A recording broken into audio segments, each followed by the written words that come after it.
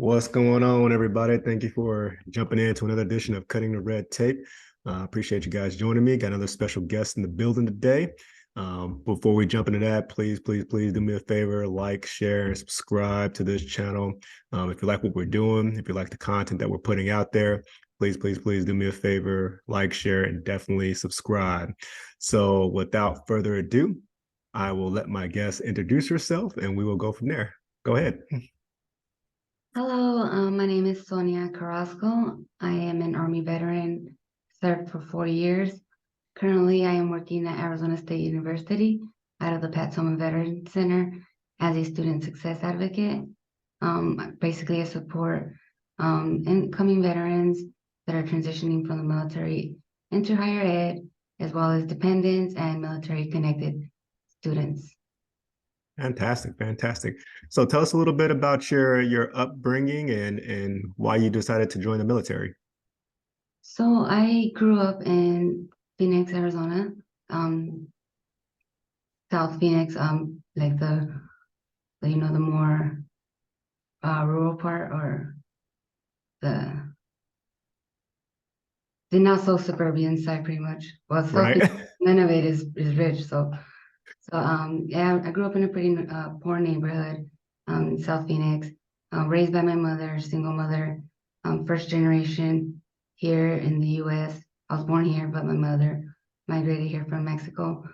Growing up, we didn't have a lot of opportunities and a lot of guidance because my mother was an immigrant, and I mean she was the best mother she could be, but coming from someone who doesn't have a lot of experience in the United States, it was a little challenging to be able to get the resources that we needed.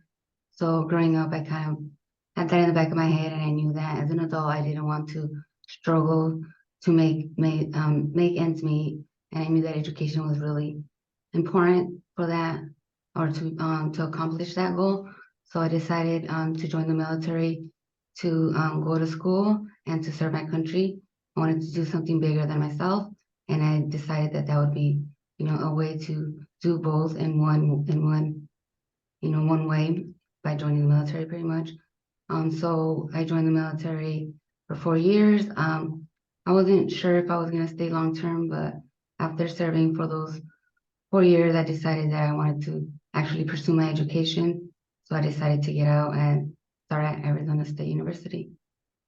Perfect. I mean, your story sounds a little bit similar to mine. I mean, growing up in a small city town, and for those who know me, who was working at Food City with me, roasting chilies, and us kicking back and saying, "Hey, there's got to be something better than this." And for my three boys out there who went to the Marine Corps with me in the DEP program, you know who you are.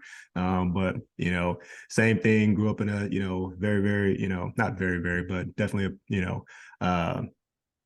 not a super quality of lifestyle, and where income was tight and stretched. So I said to myself as well too, there's got to be something bigger, greater than myself that I can get into. So the Marine Corps was my outlet. So what was your job in the military? I was logistics, so I worked right under the commander, pretty much. I had an NCO, but I was like the secretary, so I saw myself as, pretty much. Okay. And how would you describe your time in the military? Did you like it? Did you not like it? Did you what'd you think? I enjoyed my time in the military a lot. My position, mostly, I worked a lot with higher ups, so with the officer, with lieutenant colonels, because of my position. And then I deployed 3 months into my unit, so I got to meet pretty much everyone during deployment, and I was fairly new, but my NCO was stationed in the bigger field operation base, which was Kandahar, and we were in the smaller one. So she would send all of the equipment to us, and I would receive and sign for everything, which kind of gave me the opportunity to get to know everyone on the fob. And I I had experiences that many people did not. Even as a logistics specialist, I went outside of the wire probably more times in 1 month than the military police or other people that were like in infantry MOSs, or like infantry MOS. So to me, that was at that age, I thought it was an experience like no other, because I would see most people um, do the same thing on a day-to-day basis or complain about what they were doing. But I felt like my job was always keeping me busy, and it kept me motivated to keep going.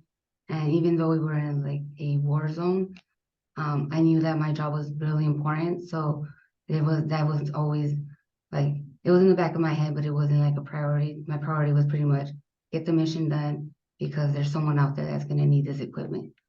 So I thought it Right. was good for my development pretty much. Absolutely. So I got to know because I know how I felt, but when you were leaving the wire, did you have any feelings? Like, did you get a lump in your throat? Like, did you be like, all right, here we go? How did you feel leaving the wire? Yeah, there was a lot of emotions that would go through me, search through me. But I think once we are heading out and you hear everyone checking in, it's like, okay, it's game time. Game time. Just you're just vigilant, you're just always watching. Um, not don't keep your eyes off the road, and you see the people that you're passing while you're in the convoy. So you're just always watching what's going on because you never know. Even the kids that are out there, you have to just watch everything. So yeah, a lot of mixed emotions. Okay. So obviously, all of us had a crucial decision to make. Whatever you, if it's 2 years, 4 years, 10 years, 20 years, uh, what was the deciding factor for you to get out of the military and versus staying in? So I had a really good I built like a really good relationship with my commander, my first sergeant, with everyone that was in charge of me during deployment. And then when we got back, I felt like everything changed and I felt like I had to start again from the bottom. And I didn't really like it. I switched commanders about 4 times while I was in the matter of like 2 years.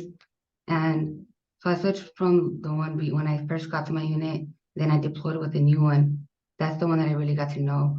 And then right when we got back, we switched commanders again. And then about a few months later, I switched one more time to a different company. And I didn't really like how everyone had a different way of doing things. And I was really good at my job, but they didn't really let me do my job like I was taught. So I felt like it was going to be really hard to keep doing this for the rest of my life.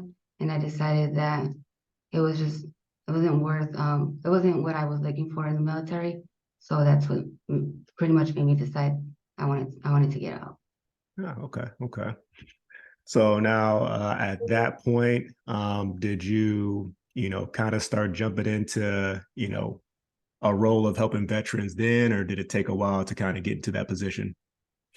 No, it took me a while. So actually, when I was getting out, when I got back from my deployment, that's when that's why I developed a bad drinking habit, close to getting out of the military. Um, I actually ended up getting in trouble right before I got out. So I got to a new company within the same brigade. I got to a new company though, and when I was there, I knew I was getting out, so I was trying to transition out, but they instead decided to send me to NTC to California to do another training out there. And then when I got back, I still had these feelings, which I didn't realize in the moment was probably related to post-traumatic stress disorder. But to me, I just felt like a feeling in me that I could not get rid of. So I started drinking, and I felt like that kind of like made that feeling go away, that worried feeling. So I felt like a little bit more motivated, versus when I wasn't drinking, that feeling was kind of like bringing me down, I felt. So I never took care of that. And then when we got back, I ended up driving to where I normally drove to the city to hang out with friends. It was our first weekend back. I ended up getting a DUI. And then I think I had like less than 2 months left in the military when that happened. So then they just pushed me out.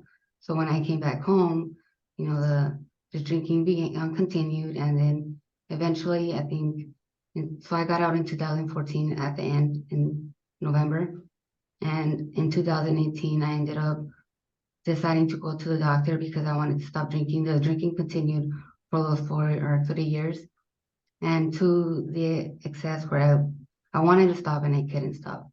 In the mornings, I would pretty much need it.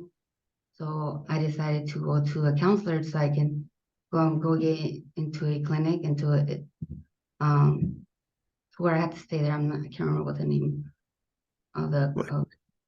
Not like a rehab, but inpatient. inpatient. There you go. Yeah, so an inpatient clinic. But once I got there, the counselor, just by looking at me, realized that I was in really bad condition. So she sent me to the VA hospital, to the emergency room. Once I got there, they had me do a few tests and they told me that I would have to stay. Shortly after that, I fell into a coma. I had Oh my stopped drinking gosh. already for 2 weeks. Yeah. So I stopped drinking for 2 weeks before I decided to go in. Um, then I went and I think within that week I fell into a coma and then my organs all started failing at the same time. So yeah, Oh it my was really gosh. bad. My lungs were filled with fluid. So I literally had less than 24 hours to live. They called my family. Everyone was there, pretty much gonna say their last goodbyes. I was on this bed that had me upside down, kind of tilting me so that the fluid in my lungs could move and I was able to breathe because they were so full that I wasn't able to catch my breath anymore.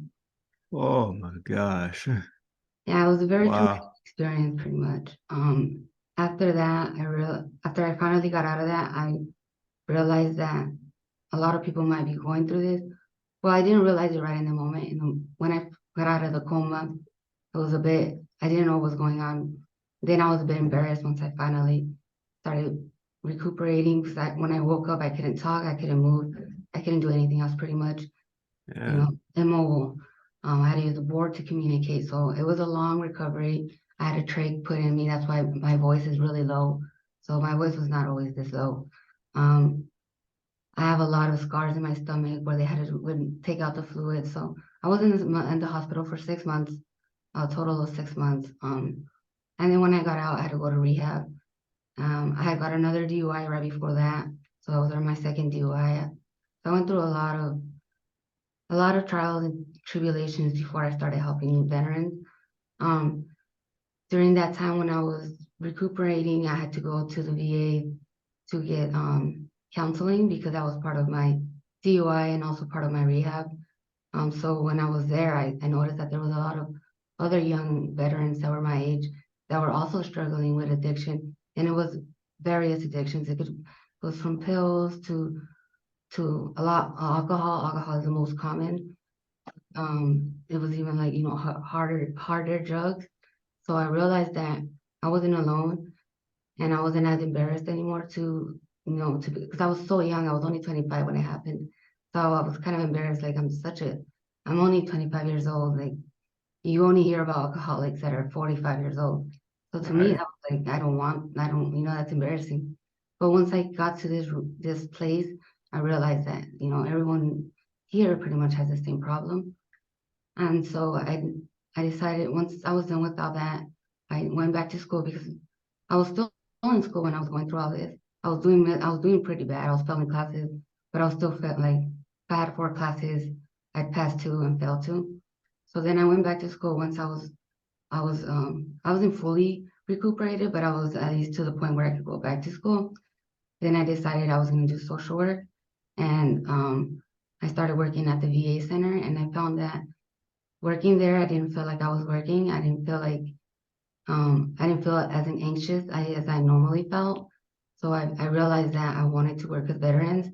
And then the more I dug into my experience, the more I realized that I wanted to help veterans so that they wouldn't, go into that dark place that I went to because the longer you let someone, go with that feeling or go with that addiction, they're gonna go deeper and deeper into that dark space. So I want to make sure that when they get out of the military, they know that there are other veterans out here and it's okay for you to hang out with the veteran community because when you get out, you think you want to detach yourself from the military, but in reality, you're still gonna miss that camaraderie. Yeah. You're gonna miss those people, the culture you had, and when you get back, you think everything's gonna be the same with your family and your friends, but everything is different. Nothing is the same. You can't really relate, and it's been the same for most people that I encounter. So it's not something that I feel like it's just me, whenever I talk to someone, they're always looking for that camaraderie, that community. So I think that that's the kind of advocacy that I can give to veterans, or that's the kind of support I can give them. Just let them know like there are resources out here, there are other ways to cope with what's going on, and the feelings that you have are real, but there you don't have to suppress them. You have to deal with them in a way that you're gonna you're gonna be able to live and not, be depressed because living with, PTSD, it's going to be a long term, probably forever.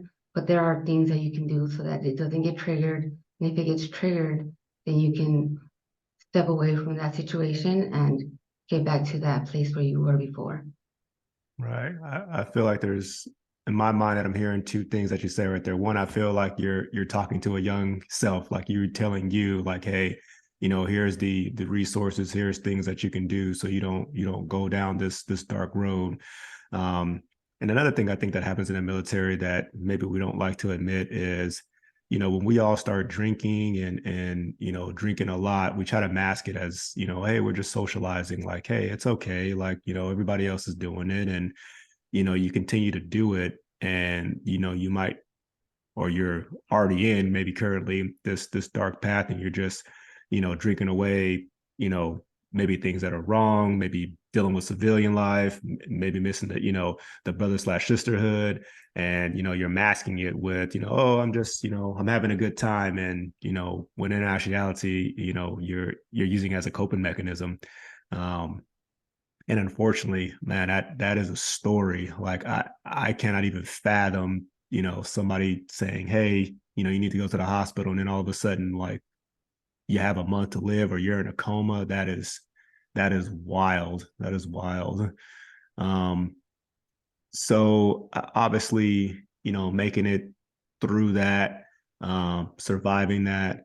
Um, I guess my question to you now is, what if you had to tell a young girl, a young boy, who's just getting out of the military, what would you say to them? If they say, "Hey, I'm just going down a deep, deep hole, and I can't stop drinking."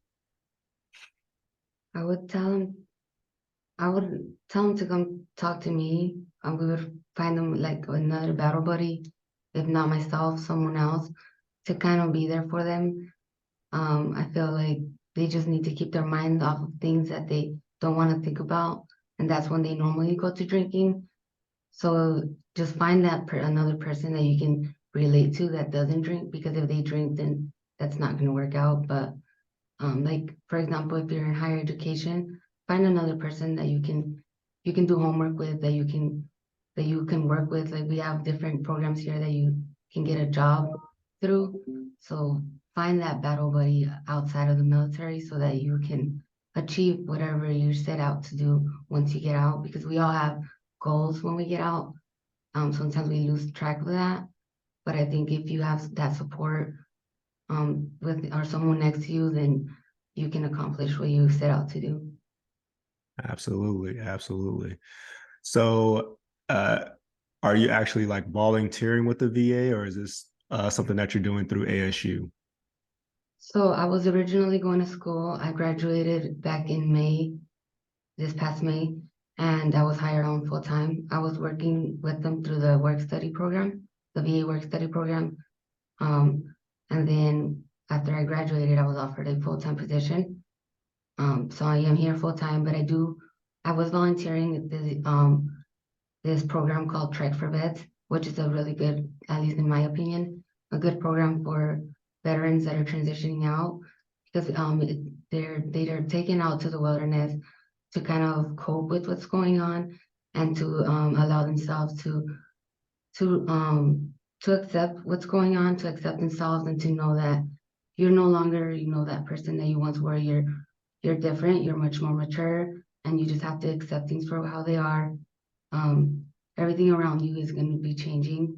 But I don't know, wilderness or like the forest just does something that kind of opens up your mind and allows you to realize that you're just a little person in this big world. So, just you know, I don't know, just move forward, if that makes sense. It does. It does. And this is called Trek for Vets. Correct, yes. Okay. And how would somebody enroll into this program? What would be the starting point for them? So this is like a spin-off. There's one in Colorado. The one in Colorado allows all veterans to go through the program. They're actually a nonprofit, so veterans can just fill out the application from any state in the country, and they'll fly them to Colorado to Oh, wow. Aspen. It's really nice. It's a hike. It's a really like challenging hike, but it's good because it allows you to again build that camaraderie with the other veterans, the group of veterans that go up there. And that challenge kind of allows you to open up to other people because you're all in that suck again. So Mhm. it's like, you know, it's really familiar. If you want to get into the Trek for Vets one, we have that at ASU. So some of the leadership here went through the one at Colorado. Then they brought the person who started that program over here, and they kind of redid the program, but for ASU students. So we do a lot of engagement and we support veterans. So this is the way that we found we can support them as they're transitioning in. Wow. Wow. And this is all free? Free. Oh my gosh. Wow. Wow. Wow. Wow. So, ladies and gentlemen, you heard that. If you know somebody who needs to get into this program, definitely seek it out. They'll fly you out there. You have, build a bond, build a camaraderie, get out there and, just, I guess, find yourself, find yourself and find your peace, if that's what I'm hearing correctly, right? Correct. Yes, you definitely find your peace out there. Okay. All right. So, since you've been doing this and helping people, how do you feel everything is going in your life right now? Oh, amazing. I love my job. I every day when if someone asks me how I like my job or about my job, the first words that come out of my mouth are I love my job. Whether I'm busy or not, I love my job. I feel like I found a purpose again. Um, it's just really fulfilling to be able to help people go through the steps that I've gone through and not necessarily the same steps, but in a way that they're more successful. So I enjoy providing that and making sure that they stay on the right track. I love helping people, so I think that really found like my passion. Absolutely. Fantastic. Fantastic. You know, this is an incredible story. Like I am in awe right now about your story as far as your upbringing and everything you've gone through and, just how you've made it and succeeded and turned this into, fuel fire to, support other, veterans who may be going through this. So, um, outstanding. I really appreciate your time, Sonia. Thank you so much. Yeah, thank you. Thank you for listening. Appreciate it. Thank you for doing this for the veterans. Again, we need this. If there's anybody who wanted to support ASU or Trek or the VA, how would they do that? I mean, I know it's probably a quick plug here, but how would you do that? They would contact me at Student Success Advocate at asu.edu, and then I can point them in the right direction. Pretty much, I provide all resources to students, that's what I do. So if they email again ptvcadvocate at asu.edu, I'll send them to the right place. Perfect, guys. I'll put her information um, in the comments and on the video, so that way anybody who wants to reach out and assist. Great calls, great person. You heard it from her. She's lived through it, and now she's trying to fight for other veterans, and that's a very very noble cause. And I definitely thank you for that. So again, fantastic work. Well, there you guys have it. Sonia, veteran, making it happen, veterans helping veterans. That's what it's all about. Please do me a favor, guys. Like, share, and subscribe if you want to hear more stories like this. And obviously, reach out to Sonia if you guys want to volunteer. Please, please, please, to help out. Great cause. So, thank you, Sonia. I appreciate it. Thank you.